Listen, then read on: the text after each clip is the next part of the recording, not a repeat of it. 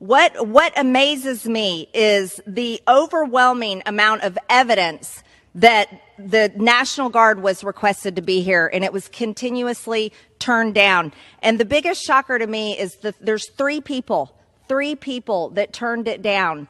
It was Chuck Schumer in the Senate, Nancy Pelosi in the House, and Mayor Muriel Bowser. If I could interject for just a moment, who's in charge of security here in the House of Representatives? The Sergeant at Arms, and that would be Nancy Pelosi. Right. Nancy Pelosi. The Speaker. The Speaker of the House is the one in charge of the House Sergeant at Arms. And the House Sergeant at Arms and the Senate Sergeant at Arms turned down the request for the National Guard to keep all of us safe from the threats that they knew existed. Are we going to find Marjorie Taylor Greene just exposed Nancy Pelosi's role in what really happened on January 6th. And let me tell you, this is not what the mainstream media wants you to hear. From shocking security failures to unanswered questions about key figures, this isn't just another hearing. This is a full-blown revelation. Who's responsible for Capitol security? It's not just some random people, it's the House Sergeant at Arms and the Senate Sergeant at Arms. And guess who they report to? Nancy Pelosi and Chuck Schumer. Now here's the kicker. The National Guard was requested multiple times, but it was denied by three key people: Chuck Schumer, Nancy Pelosi, D.C. Mayor Muriel Bowser. Let's dive in. I want to tell you something. On January 6th, I was a brand new member of Congress. And I want you to know, How many days had you been here, Representative Greene? January 3rd was my first day on the job. So you've been here 3 days? That's right, okay. 3 days. All right. And I looked at the Capitol and thought this was the most secure building that I could possibly be in at least in this city, possibly in the country, because it's our nation's capital. And tragically, we found out it was not. And I was shocked by that. What amazes me is the overwhelming amount of evidence that the National Guard was requested to be here, and it was continuously turned down. And the biggest shocker to me is that there's three people that turned it down. It was Chuck Schumer in the Senate, Nancy Pelosi in the House, and Mayor Muriel Bowser. If I could interject for just a moment, who's in charge of security here in the House of Representatives? The Sergeant at Arms, and that would be Nancy Pelosi. Right. Nancy Pelosi. The Speaker. The Speaker of the House is the one in charge of the House Sergeant at Arms. And the House Sergeant at Arms and the Senate Sergeant at Arms turned down the request for the National Guard to keep all of us safe from the threats that they knew existed. Are we going to find out if they got ordered to do that by the Speaker or by the leader in the Senate?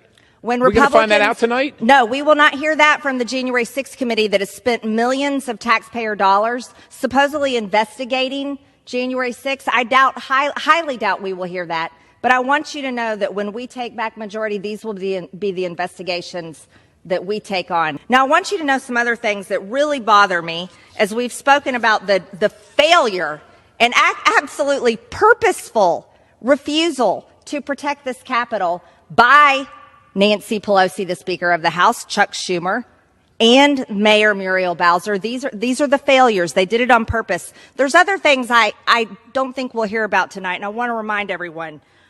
Number one, we still do not know who the pipe bomber is. Who is the person? There are videos everywhere. It's all over the FBI website. But we don't hear that coming out consistently from the January 6th committee. You know what else we don't hear enough about?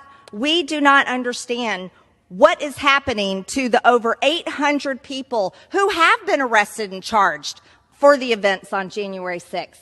We don't know what is happening to them, and there are dozens of them right here in this city wasting away in the D.C. jail, being treated like political prisoners of war. And you know what? This is before they have been convicted of anything. They are there pre-trial, and no one cares about them. No one on this January 6th committee dares to ask a question, what is happening to these people and why their due process rights are being so flagrantly and horrifically violated pre-trial. Pre-trial, they are sitting in that jail. Do you know they have begged to go to Guantanamo Bay because they think terrorists are treated better than they are treated there. But no one cares about them. These people have been arrested and charged, and they're wasting in jail. You want to know something else that we're probably not going to hear about? What about the fact that there's a man named Ray Epps? Do you know who's not in the D.C. jail? Ray Epps. Ray Epps is not in the D.C. jail. And I know because I went in the D.C. jail. I did not see him there. He also is on video over and over again telling people to go in the Capitol. Well, I'm sure we'll hear about Ray Epps this evening. I don't think we're going to hear about Ray Epps. Marjorie Taylor Greene is one of the few voices in Congress actually standing up and demanding real answers about January 6th. While others push false narratives and hide the truth, MTG is fearlessly exposing the cover-ups, the corruption, and the hypocrisy. She's not afraid to call out Nancy Pelosi, Chuck Schumer, or the DC establishment for failing to protect the Capitol, or worse, for purposely ignoring warnings that could have prevented chaos that day. And let's be real, if MTG and other strong conservatives weren't fighting back, do you think we'd ever hear about the political prisoners rotting away in jail, or the mystery figures like Ray Epps who mysteriously avoid prosecution? Of course not. This is why voices like MTG's are so important.